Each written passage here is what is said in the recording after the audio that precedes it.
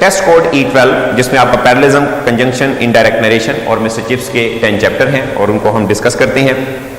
सबसे पहला statement, there was no humour in the principal's face as she was solemnly talk. कैसे पता चला कि सोलमली आएगा, संजीदगी से आएगा? क्योंकि no humour on her face, तो इसलिए हमने अल्फा ऑप्शन को सिलेक्ट किया। बाकी अल्फाज के मतलब इम्परसेप्टिबली, जिसको अदराक ना किया जा सके, जिसके होने को ऑब्जर्व ना किया जा सके, टेंटेटिवली, आर्जी तौर पर एंड कॉमिकली, मजाहिया तौर पर। तो क्वेश्चन नंबर 1 के अंदर जो अल्फा ऑप्शन सोलमली यानी कि संजीदगी से जो है उसको सिलेक्ट करने के लिए हमें जो क्लू मिला वो कहां से मिला? No humour on principal's face. जारी बात है कि जिस शख्स के चेहरे पर कोई ह्यूमर नहीं होगा वो सोलम होगा।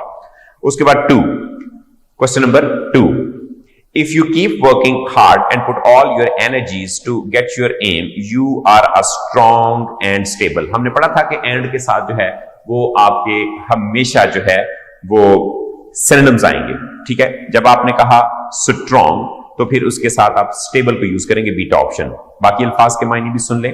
अल्फा में रेजोनेंट, गूंजने वाला, स्ट्रिंग रस्सी को या रस्सी में किसी को परोना, और रेग्रेटफुल, अफसोस। क्वेश्चन नंबर 3 आपका जो है स्टेटमेंट है, dash of the gardens of Lahore can be restored if proper resources are spend. ठीक है ना। तो यहां पे जो ऑप्शन है वो हम देखते हैं। एक तो ये है कि स्प्लेंडर, शान शौकत, शफल्ड, पलटना, टेंटेटिव, आरजी और इडियट, बेवकूफ। तो ऑब्वियसली आपका अल्फा ऑप्शन कि स्प्लेंडर ऑफ गार्डन्स जो है वो वापस आ सकती है अगर उनकी तरफ तवज्जो दी जाए और प्रॉपर रिसोर्सेज यूज किए जाए। तो क्वेश्चन नंबर 3 में alpha is right option. Question number 4, the software lets you dash all of your songs और albums with a single click. तो जारी बात है कि सॉफ्टवेयर सिंगल क्लिक करेंगे तो वो शफल कर देगा, डेल्टा ऑप्शन क्वेश्चन 4 में। स्टंट, करतब दिखाना, सेल्ड, समुद्री सफर पे जाना, सॉन्टर्ड, अकड़ कर चलना, इतरा कर चलना। क्वेश्चन 4 का राइट ऑप्शन डेल्टा, शफल, पलटना, तरतीब चेंज कर देना। Question 5, you can easily recognise the bird in talk as it is dash brown spots. जिसके ब्राउन स्पॉट होंगे वो स्पेकल्ड होगा, धब्बे लगे हुए थे। Alpha right option. Speckled with brown spots, speckle with, क्योंकि विद जो है that shows the physical relation, तो धब्बे जो है वो उसके फिजिकल पर थे, तो डेफिनेट मतलब फिजिकल एरिया में थे, तो अल्फा ऑप्शन। सैग्ड ऑफ, आमतौर पे किसी चीज को खत्म कर देना, बांध कर ले जाना। टिंज्ड, कलर देना, टच देना, तासुर देना, टिंज्ड उसके मायनों में है, और खत्म कर देना का मायना भी सैग्ड ऑफ के लिए आ सकता है। Question number 6, he was punished when the teacher came to know that he was sacked off। School से भाग गया, ठीक है ना। sacked off, स्कूल से भाग गया। और sacked off के और बहुत से मीनिंग भी हैं जिनमें स्कूल से भाग जाना sacked off का ये मीनिंग है। तो इस कॉन्टेक्स्ट के अंदर जो हम sacked off की सिलेक्शन करेंगे वो इसके इस मीनिंग से करेंगे कि स्कूल से भाग जाना, जी चुराना, डेल्टा ऑप्शन। पास हो जाना, सेल, समुद्री सफर पर जाना, और रेग्रेटेड, अफसोस का इजहार करना। Question 7, He sauntered aimlessly on the mall road। जाहिर बात सड़क पर आप चहलकदमी करेंगे, आपका चार्ली राइट ऑप्शन है क्वेश्चन 7 में। बाकियों के अल्फा मीनिंग सुने। स्कलेंट, जूसी, जिसमें वाटरमेलन तरबूज है, स्कलेंट है। फ्रिंज्ड, झालर लगाना, ब्यूटीफाई करना, और उसके बाद है स्वाम्ड, इकट्ठे होना, जमा होना। तो 7 में right option Charlie. Question 8, Lahore Qalandar dash to victory in the final, sailed on to victory in the final. कि आहिस्ता आहिस्ता, जिसमें बैरी जहाज जाते जाते अपने मुकाम पर पहुंच जाता है, तो वो भी आहिस्ता खेलते खेलते they sailed on to their victory. यहां पर इसका मेटाफोरिकली जो है इस्तेमाल किया गया है, यानी कि यहां पे सेल्ड ऑन बिल्कुल आपने इसको मुहावराती तौर पे, इस्ताराती तौर पे इस्तेमाल किया है, तो डेल्टा ऑप्शन। टैकल्ड, निपटना, अर्ज्ड, मोटिवेट करना, अनप्रोवोक्ड, जिसको गुस्सा न चढ़ाया गया हो, so the right option is delta. उसके बाद 9, She believed that the woman ought to be admitted to the universities। ये आपके मिस्टर चिप्स में से स्टेटमेंट लिखी है। admitted to आता है किसी इंस्टीट्यूट में, और admitted in हॉस्पिटल के लिए आता है, तो राइट ऑप्शन अल्फा। बाकी अल्फाज के जो प्रेपोजिशन है इन, ऑन, फॉर, वो इसके लिए, इस लाइन के लिए सुटेबल नहीं है। 10, the idea was so revolutionary that from anyone but Catherine it could not have survived its first forestry reception। उसकी वजह यह कि एक आइडिया ना, तो इट्स, इसके लिए जो है वो हम पोजेसिव एडजेक्टिव यूज करेंगे, राइट ऑप्शन अल्फा। हिज, हर और देयर जो है वो हम यूज नहीं करेंगे। उसके बाद क्वेश्चन नंबर 11 की तरफ आ जाएं। इसमें आपका राइट ऑप्शन जो है वो अल्फा है। स्टेटमेंट पढ़ते हैं। The mother was very busy gathering the laundry, dusting the furniture and washing the dishes. Parallel structure का बेटे हमने ख्याल रखना है, आपके सारे वर्ब इसमें आईएनजी फॉर्म में आएंगे। अगर आप बीटा देखें तो उसमें टू गैदर की गलती है, अगर आप इसमें चार्ली देखें तो टू वॉश की गलती है, और अगर डेल्टा को देखें तो इसमें जो गलती है कि mother was busy gathering the laundry, dusting the furnitures लिखा हुआ है, जबकि फर्नीचर की जमा नहीं होती। फर्नीचर, लगेज, बैगेज, पैकेज, इनकी हम जमा नहीं करते। तो राइट ऑप्शन अल्फा। 12 को देखते हैं। Charlie right option. She had scarcely finished her task when the bell rang for the next lecture. तो राइट ऑप्शन आपका चार्ली होगा। अल्फा क्यों गलत है? चूंकि उसमें स्केर्सली के साथ आपने लिखा while the bell। Scarcely, hardly और बेयरली के साथ when कंजंक्शन हम यूज करते हैं, तो लिहाजा while की गलती है। बीटा में भी while की गलती है, और जो डेल्टा है उसमें THEN देन लिखा है, it is wrong. So scarcely के साथ when आएगा, जो कि चार्ली में मौजूद है। 12 ऑप्शन का answer Charlie. Question 13, delta is right option. Most of the girls are doing their post graduation so that they may get good husbands. कि ज्यादातर वो MA/MSc इसलिए करती हैं ताकि उनको अच्छे खामंद मिल जाएं, तो डिग्री का मकसद ये था। तो अल्फा जो है उसमें हम देखते हैं कि क्या गलती है, कि most of the girls doing there post graduation because they may gate. अब बिकॉज का मे के साथ नहीं आ सकता, क्योंकि वो अच्छे खामंद हासिल करती हैं तो इसलिए वो MA करती नहीं। पहले वो MA करती फिर खामंद मिलते हैं, तो बिकॉज यहां पर नहीं आएगा। उसके बाद जो दूसरा है, सिंस भी गलत है और देयरफॉर भी गलत है। और देयरफॉर आप सबको पता है कि जब हम दो सेंटेंसेस के दरमियान लगाते हैं तो देयरफॉर से पहले सेमीकोलन, बाद में कॉमा लगाना चाहिए, तो इसलिए इसमें पंक्चुएशन मिस्टेक भी एग्जिस्ट करती है। So the right option 13 delta. 14 Charlie is right option. They tried to win the match deceptively that resulted in both failing or destroying their future। बिल्कुल ठीक है। आप दो ऑप्शन बयान करेंगे, या नाकाम हो जाएंगे या उनका फ्यूचर डिस्ट्रॉय हो जाएगा। Right option Charlie.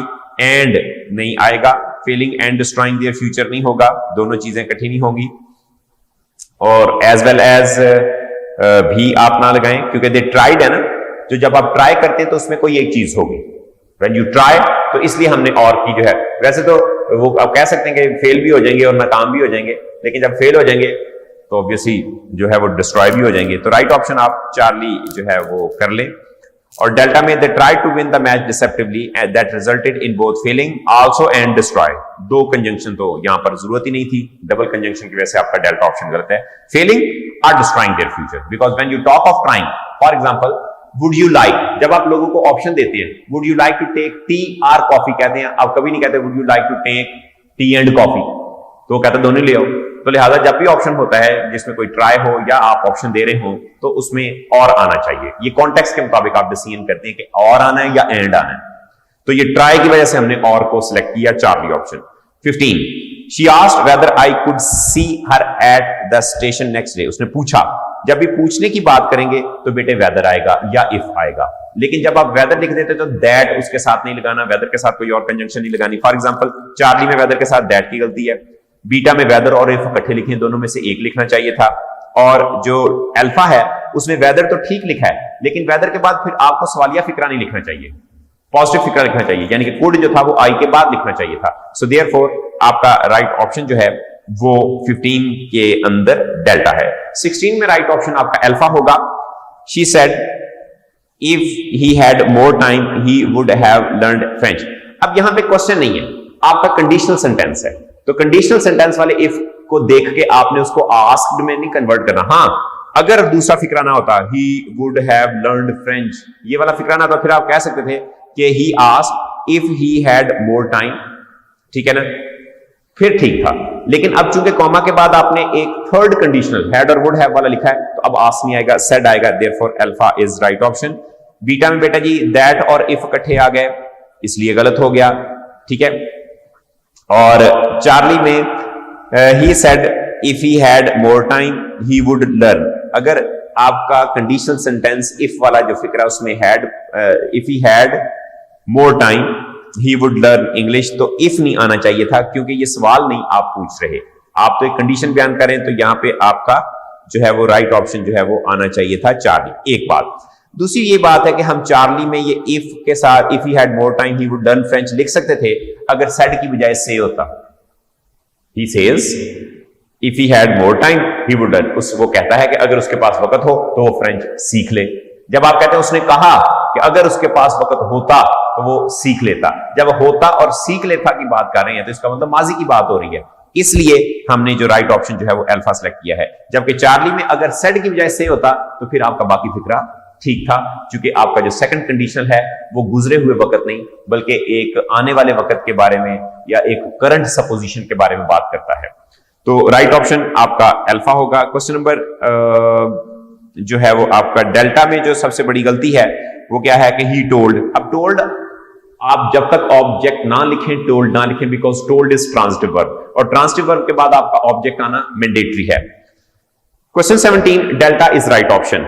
She forbade us, मना किया, to take part in unnecessary activities that might waste our time. Delta is right option.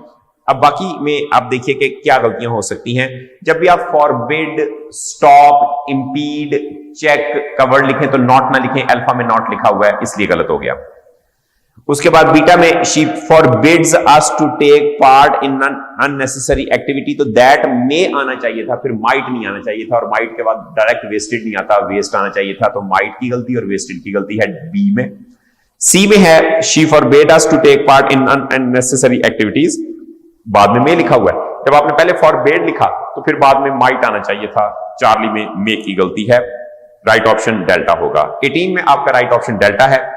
Each parliamentarian agrees to make such a law as, क्योंकि he deems necessary for the people। बिल्कुल ठीक है, delta is right option. अब यहां पे आपके पास जो changes आई हैं, चार्ली में whom की गलती, बीटा में who की गलती और अल्फा में that की गलती, क्योंकि यहां पर हम क्योंकि का मतलब देना चाहते हैं, डेल्टा ऑप्शन। क्वेश्चन 19 में alpha right option.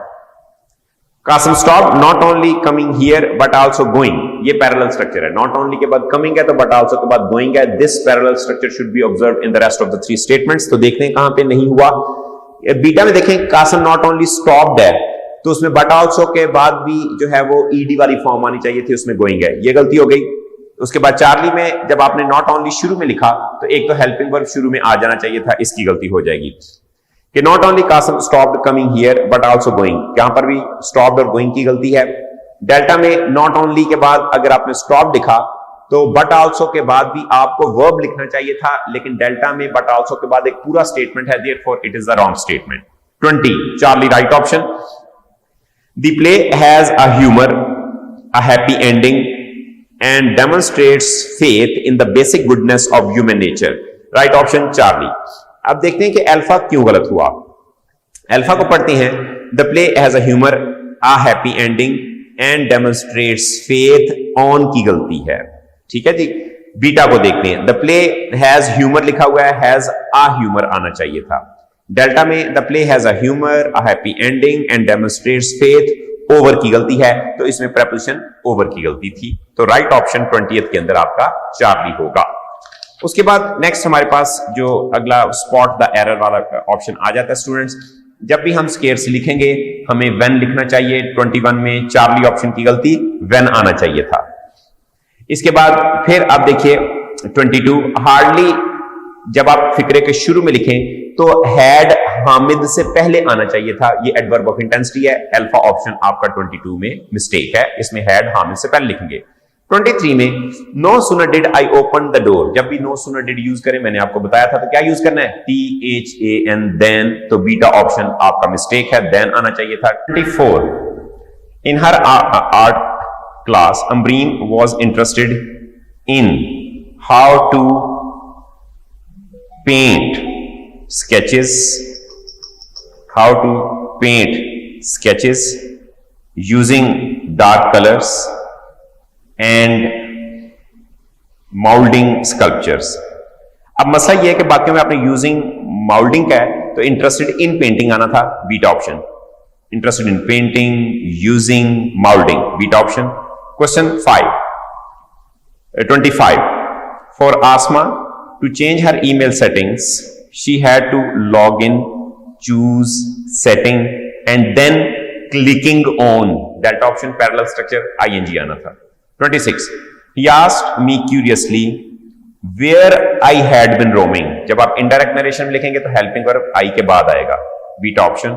27 after that he sat down and wrote out a prescription, folded it up and gave it to me, delta option. चूंकि पहले past है तो बाद में past आना चाहिए था, parallel structure, delta option. 28 the grassland, cotton fields, moorland and white clouds above all passed by quickly and swiftly, क्योंकि हमें यहां पर adverb की जरूरत है, pass by quickly and swiftly, delta option. 29 big hall of lusty barbarians were ready to pounce upon him. ये आपका on या upon दोनों सही है, Charlie option. 29 on upon.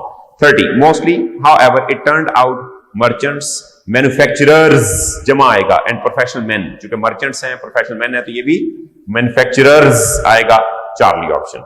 So this was all about your E12. Thank you very much.